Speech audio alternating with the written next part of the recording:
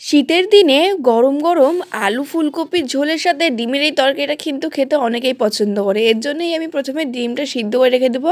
তারপরেই রান্নাটা করার জন্য যে মশলাটা আদা জিরে রসুন পেঁয়াজ টমেটো লঙ্কাটা পেস্ট করে রেখে দেবো। এরপরে কড়াইয়ে সামান্য হলুদ দিয়ে ডিমগুলো সামান্য হলুদ করে ভেজে নিয়ে আর আলুগুলো ভেজে নিয়ে তুলে রেখে দেবো।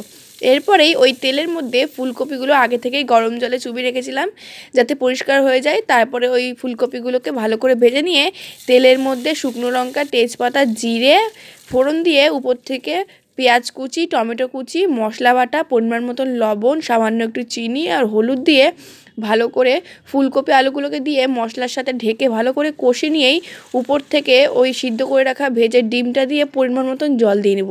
তারপরে ভালো করে ফুটিয়ে উপর থেকে ধনেপাতা কুচি দিয়েই নামিয়ে নেব। গরম গরম ফুলকপি আলু দিয়ে এই ডিমের দুর্দান্ত একটি রেসিপি।